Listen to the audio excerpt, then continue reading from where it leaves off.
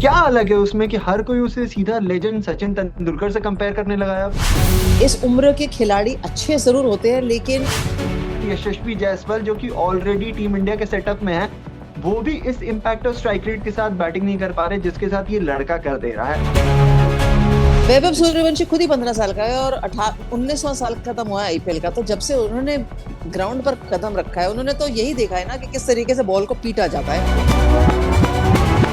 विराट कोहली, रोहित शर्मा और एमएस धोनी, तीनों Indian legends ने बैक टू बैक टाइटल भी जीत लिया है आईपीएल में। रजत पाटीदार का भी नाम लेना चाहिए, वैसे कप्तान तो वही हाँ, है। लगातार हर कोई पूछ रहा था कि कब आएंगे धोनी, कब आएंगे धोनी, कब आएंगे धोनी। ऑब्वियसली कभी एक दिन तो खेलना बंद होगा, कम होगा, and then obviously will not play, तो वो उनकी चॉइस है। So do you see him playing IPL 2027?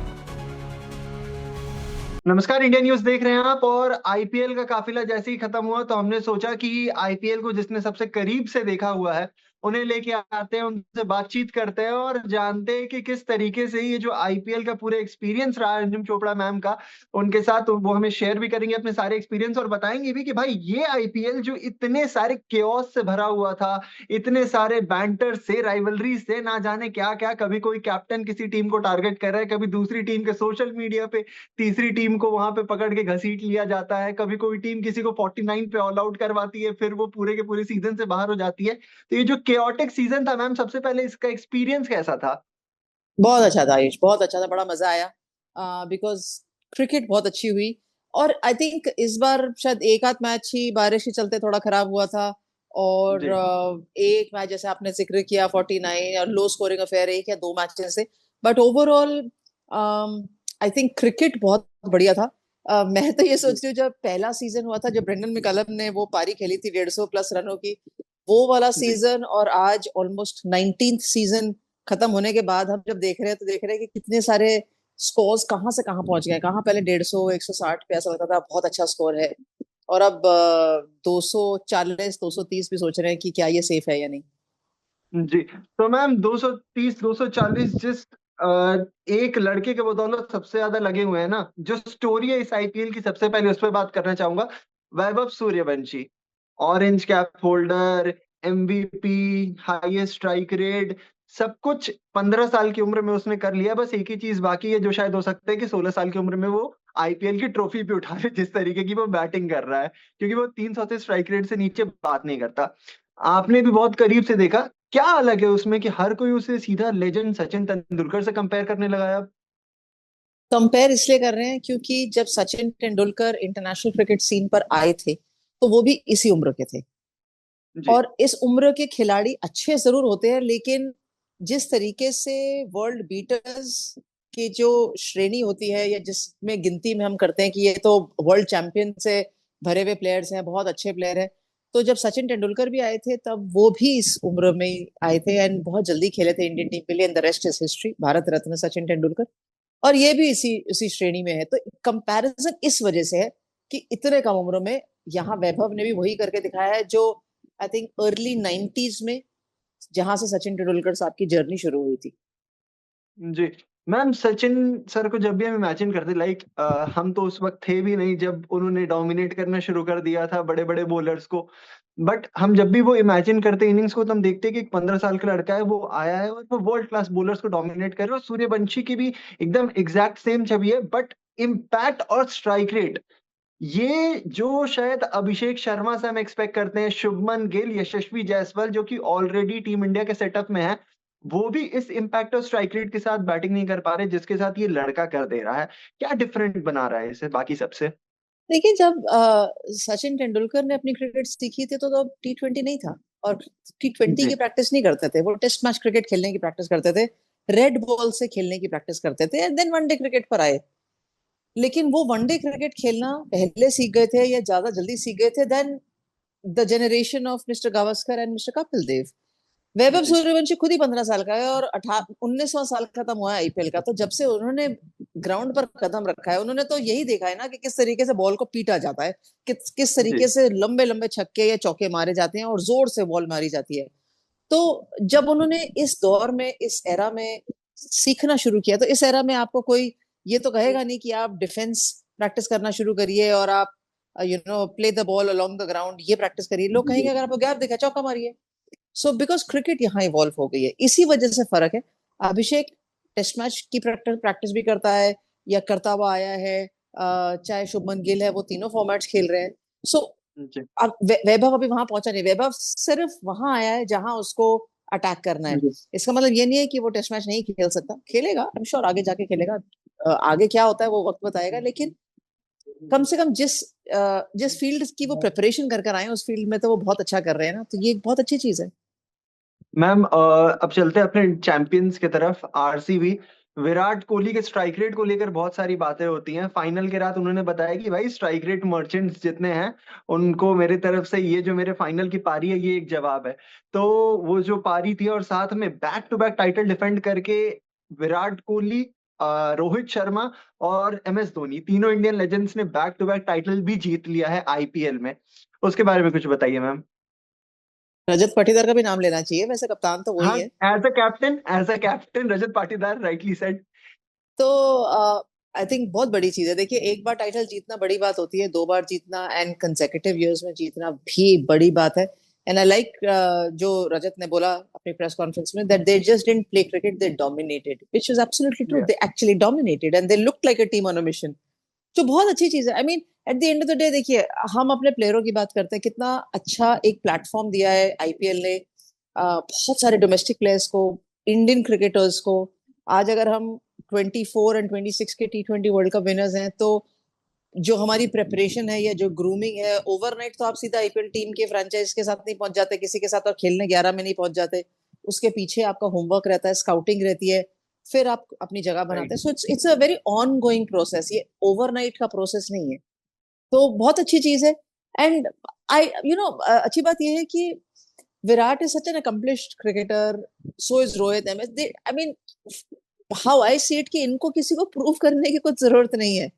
लेकिन हाँ, क्योंकि हम कंपटीशन में हैं, क्योंकि कहीं ना कहीं तुलना होती है, कहीं ना कहीं एनालिसिस होती है, क्योंकि वो होएगी। अब इतनी क्रिकेट दिख रही है, बात हो रही है, तो अब जब बात करेंगे तो बात से बात निकल ही आएगी। लेकिन इंटेंशन मुझे नहीं लगता कभी भी किसी की रहती होगी उनके स्किल पे कभी सवाल उठाने की, क्योंकि वो हो ही नहीं सकती। मतलब वो क्वेश्चन ही गलत है कि आप विराट की स्किल पे क्वेश्चन उठा रहे एग्जैक्टली। हैं, वो क्वेश्चन ही गलत है।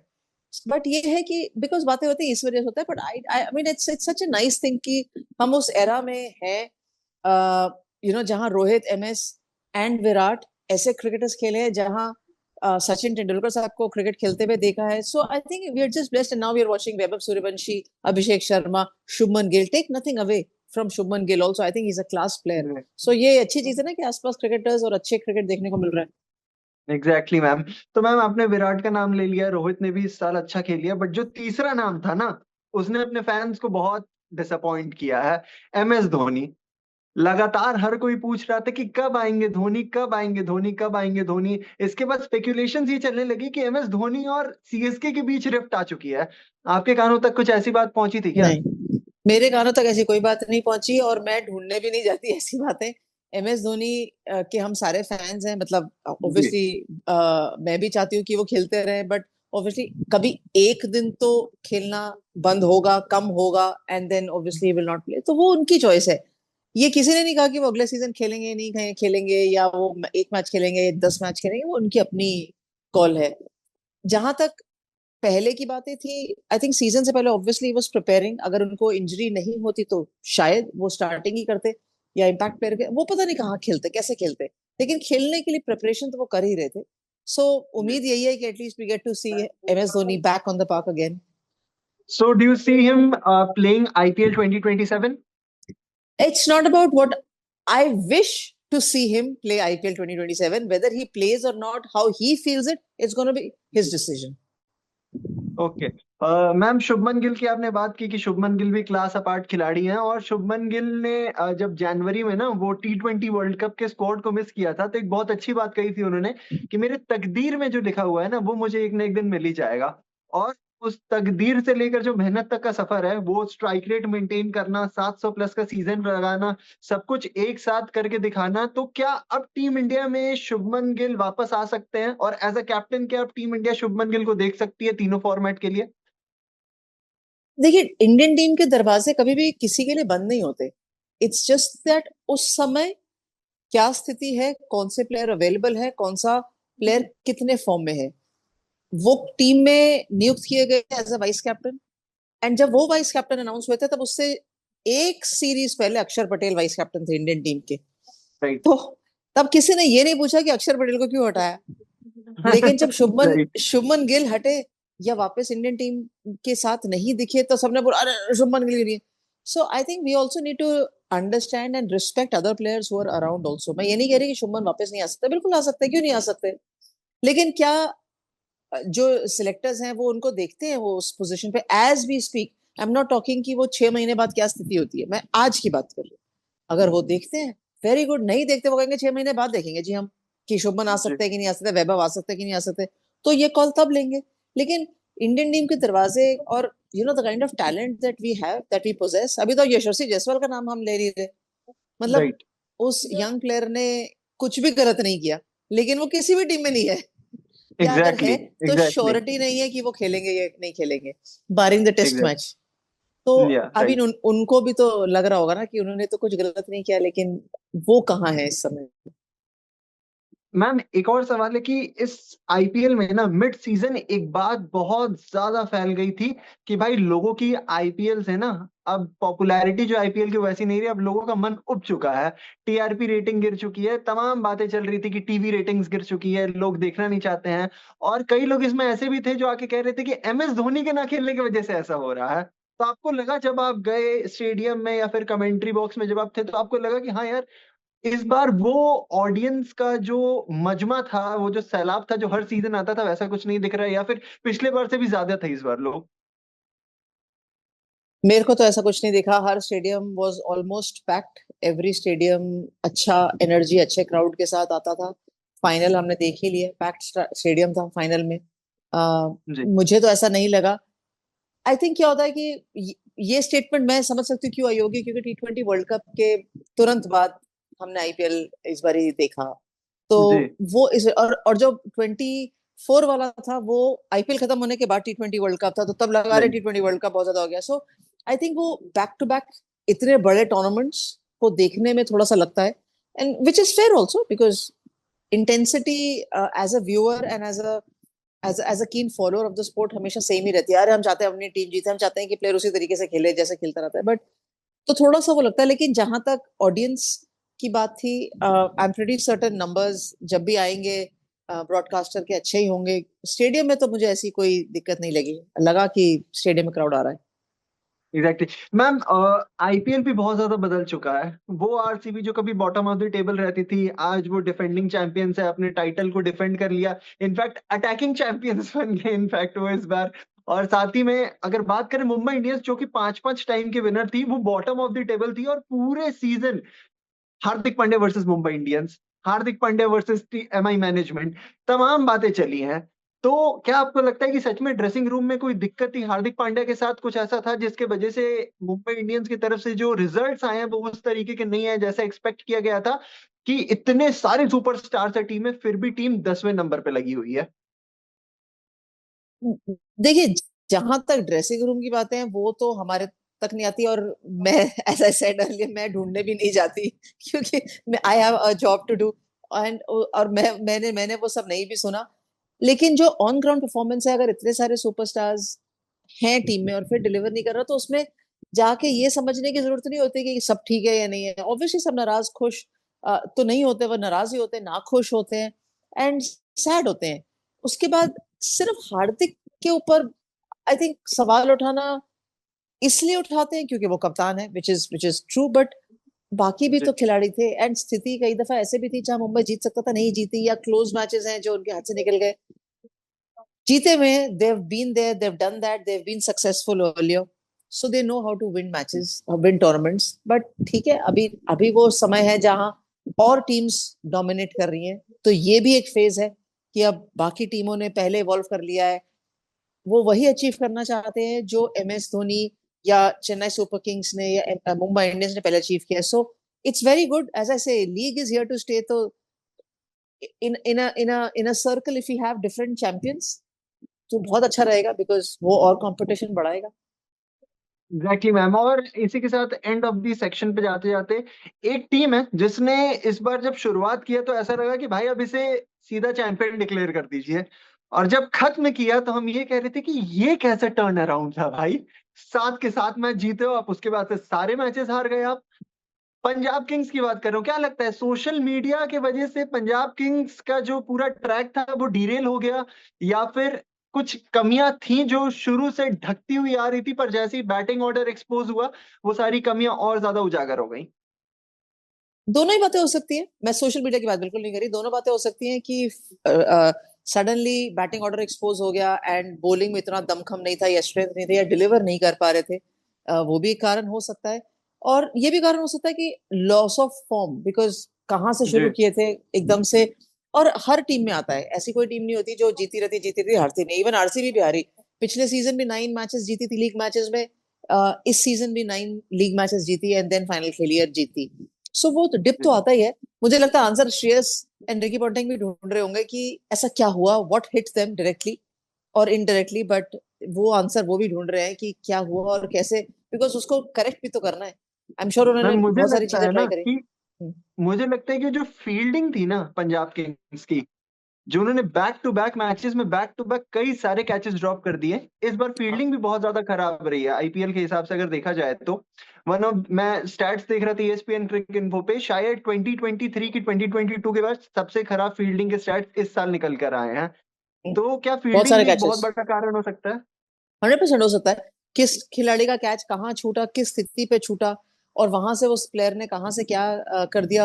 अभी हम जाके देखेंगे तो बड़ा लगेगा, अरे हाँ वो हुआ था, लेकिन उस दिन उस मोमेंट पे वो कितना कॉस्टली पड़ गया। अगेन दिल्ली कैपिटल्स के साथ भी ऐसे ही हुआ, 3 शुरुआत के मैचेस बहुत बढ़िया खेले। एग्जैक्टली। एक मैच इधर उधर हो गया थोड़ा, और फिर दे दे स्टार्टेड लूजिंग मैचेस। तो हो सकता है, डेफिनेटली हो सकता है। मैम एंड में चलते चलते सचिन तेंदुलकर ने आईपीएल खत्म होने के बाद कहा कि आईपीएल में कुछ चेंजेस होने चाहिए, इम्पैक्ट प्लेयर रूल को हटा देना चाहिए, बॉलर्स के पास एक एक्स्ट्रा ओवर जो अच्छी बॉलिंग कर रहा है उसे देना चाहिए मौका, क्योंकि बैटर्स को 20 ओवर्स मिलता है खेलने के लिए अगर वो आउट ना हो तो। और फिर उसके बाद उन्होंने पावर प्ले को भी लेकर कहा कि 4 ओवर पावर प्ले के अगर बैटर्स को मिलते हैं तो 2 ओवर्स बॉलर को भी मिलने चाहिए। क्या आईपीएल के नियर फ्यूचर में ये इम्पैक्ट प्लेयर का रूल हटने वाला और ये चेंजेस होते हुए आप देख रहे हो? अगले सीजन तक तो नहीं थे हट रहा, जहां तक मुझे लगता है इम्पैक्ट प्लेयर का रूल। उसके बाद आई एम श्योर डिस्कशन में जरूर आएगा कि हटना चाहिए या कंटिन्यू करना चाहिए, क्योंकि अभी तो अनाउंस हुआ है कि अगले सीजन तक नहीं हटेगा, अनटिल अनलेस लास्ट मिनट को चेंजेस हो जाएं, which is okay. Absolutely will accept that. But हाँ, but देखिए बाकी जो चीजें हैं वो बिल्कुल सही है, बिकॉज बैटिंग के लिए थोड़ा थोड़ा लोडेड ज्यादा हो जाता है, बॉलर्स के लिए कम होता है।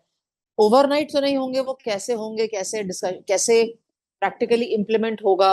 इवन आफ्टर जो टेक्निकल कमेटी है वो बैठ के बनाएगी, फिर वो फ्रेंचाइज ओनर्स के साथ डिस्कस करेगी, कैप्टन के साथ डिस्कस करेगी, तभी उसको एग्रीमेंट होएगा एंड देन वो इम्प्लीमेंट होगा। तो थोड़ा सा समय जरूर है, but always it's always nice to have the sport evolving and slightly rules keep changing, ताकि वो थोड़ा सा इम्पैक्ट क्रिएट करे। किस तरीके से करे वो वक्त बताएगा। एक बार वो एक सुपर सब का भी रूल आया था, लेकिन वो बहुत ज्यादा चला नहीं।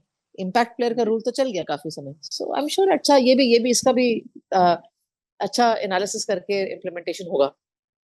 और मैम लास्ट सवाल ये है कि क्या आरसीबी लगातार 3 टाइटल्स जीतने वाली पहली टीम बन सकती है, क्योंकि अब वो जितेश शर्मा और बाकी टीममेट्स ने कह दिया है कि तीसरे टाइटल की ओर हम देख रहे हैं?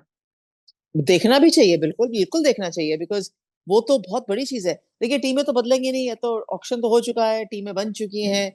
छोटा मोटा जो ऑक्शन होगा उसमें कितना ही फेरबदल हो जाएगा, और अगर होता है तो राइट। तब देखेंगे। So I don't see a reason. अगर मैं भी आरसीबी के ड्रेसिंग रूम में इस समय होंगी तो मैं भी यही सोचूंगी, फर्स्ट सीजन जीतने के बाद हमने जो जो चीजें करी है उसको अच्छा किया, सेकंड सीजन में हम उसको और बेहतर करेंगे। बिकॉज हमारी एज अ टीम भी सोच वही रहेगी एंड एज अ प्लेयर भी सोच वही रहेगी कि अगर हम सेकंड सीजन में डोमिनेट कर सकते हैं तो हम थर्ड सीजन में क्यों नहीं कर सकते। वेन्यूज भी वही रहेंगे, टीमें भी वही रहेंगी, और उनके इम्पैक्ट प्लेयर्स भी वही रहेंगे। Exactly. So thank you so much ma'am, IPL में अपने सारे एक्सपीरियंस शेयर करने के लिए। वी जस्ट होप कि फिर वापस से जल्दी मिलेंगे, क्योंकि अब विमेन्स वर्ल्ड कप की बारी है, और जैसे ही विमेन्स वर्ल्ड कप के बाद टीम वापस से ट्रॉफी उठाएगी तो हम वापस से मिलेंगे।